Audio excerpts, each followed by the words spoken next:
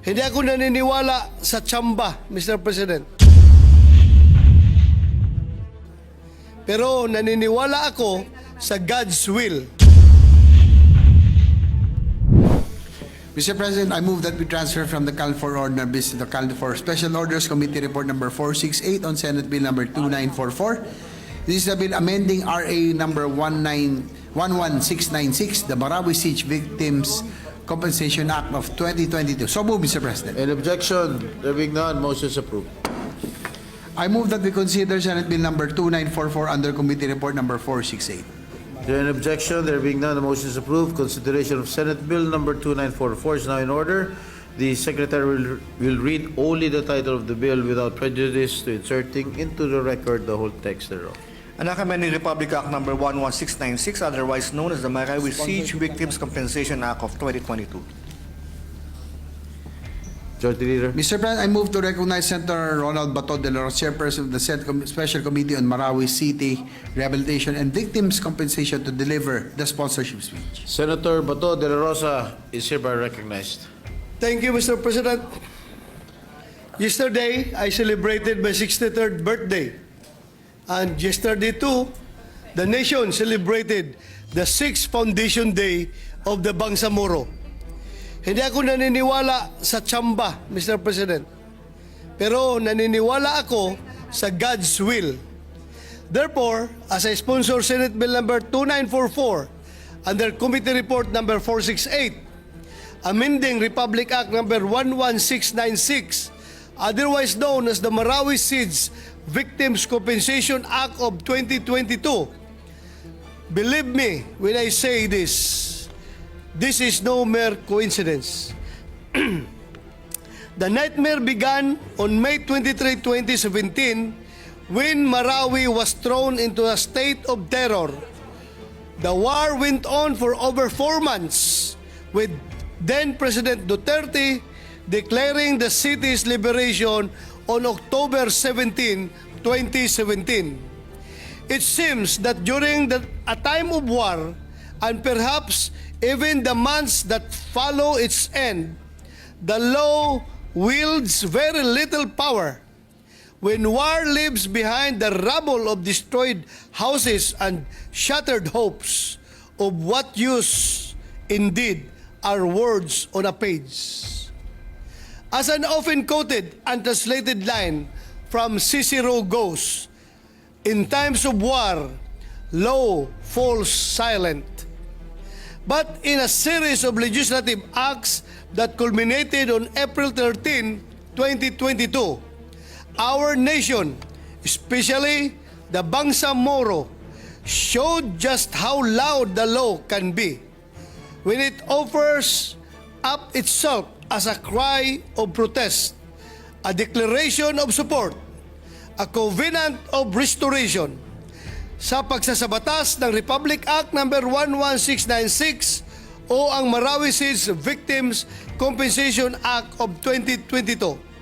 Tila ito ay katumbas din ng isang malakas at taos-pusong sigaw, kaisa ninyo kami, Marawi.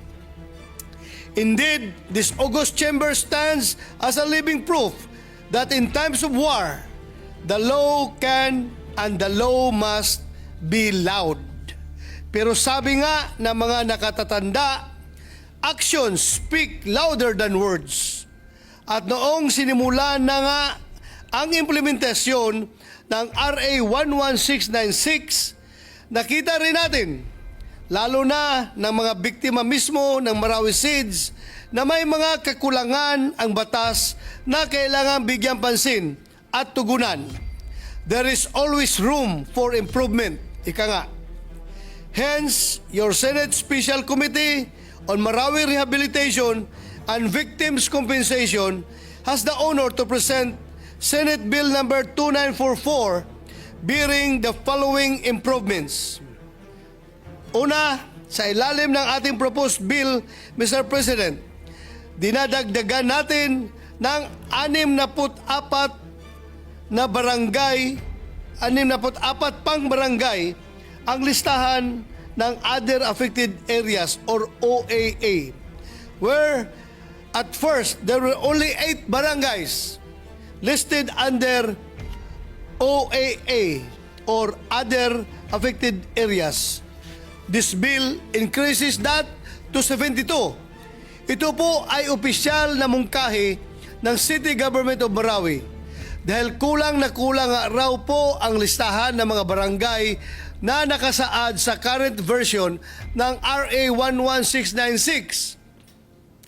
Nakita rin ito sa naging updated post-conflict assessment report of Task Force Bangon Marawi. Pangalawa, ang pagdidetermina ng replacement cost, totally destroyed assets at repair cost.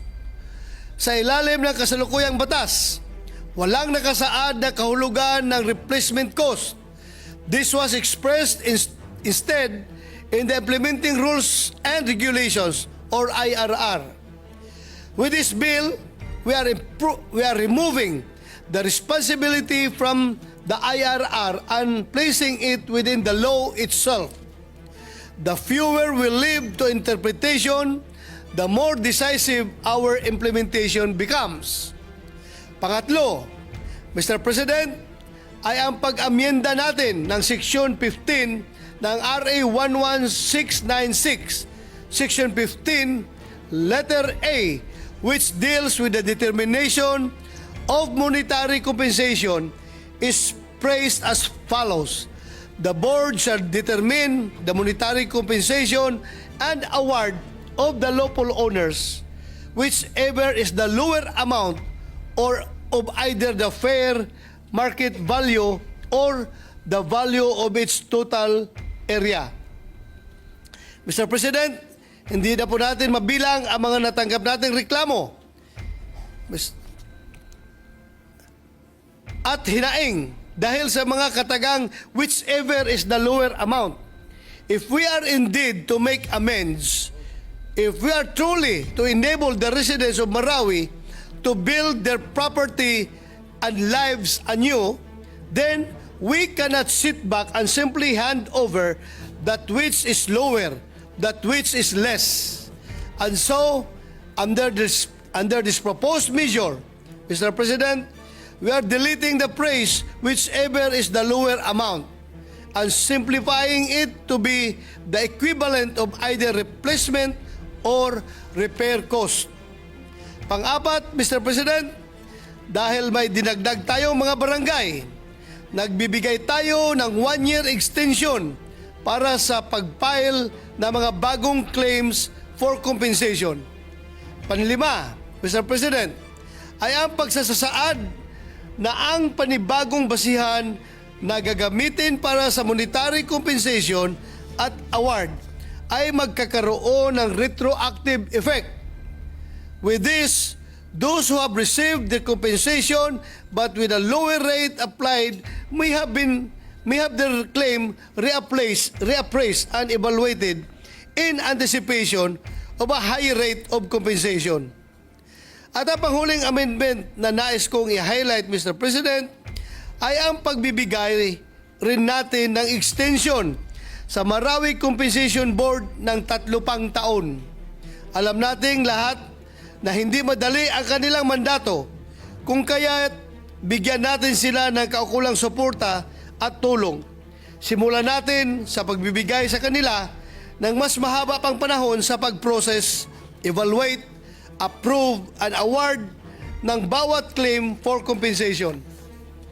In the end, Mr. President, when the Marawi Victims Compensation Act of 2022 was passed into law almost 3 years ago, and we continued to make our laws speak for us and for the values we hold dear. And today, as we shepherd this bill straight from these halls and towards its passage, we are sending the same clear message that a war may threaten our security and our structures, and that the destruction it leaves behind may attempt to silence us once and for all. But our laws, our spirit, remain unbowed. Shukran, Mr. President.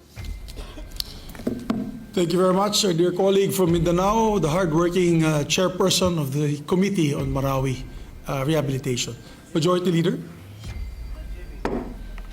Session suspended for 1 minute. Padilla would like to have the floor. Yes, Senator Robin Padilla, you recognized. Salamat po, Ginoong Pangulo. Nais ko lamang pong magbigay ng suporta sa ating mahal na Senador Ronald Bato de la Rosa doon po sa kanyang panukala. Sapagkat ito po talaga ay aming binantayan nung pagdinig at narinig po namin lahat yung hinaing ng mga kababayan po natin sa Marawi na hindi po nakasama.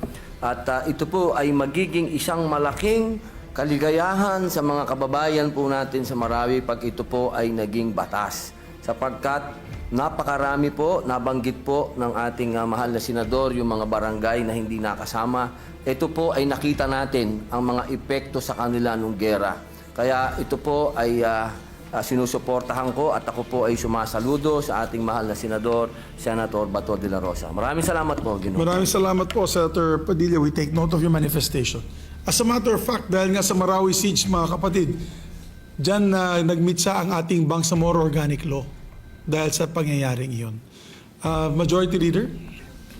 Hearing no objection, the motion to reopen the period of individual amendments is hereby approved.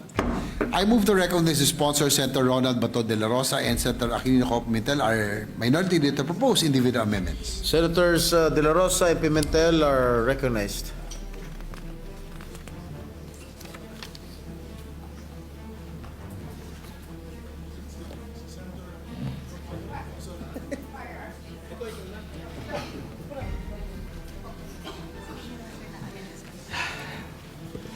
Thank you, Mr. President.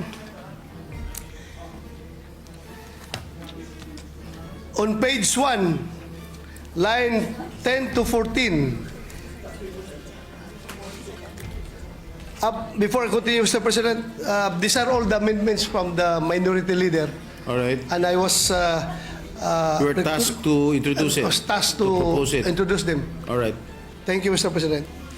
On page 1, line 10 to 14, delete, provided that in the event that the chief of the PNP is unable to designate an authorized representative, then the RCSO shall be empowered to issue such written authority until such authorized representative is designated.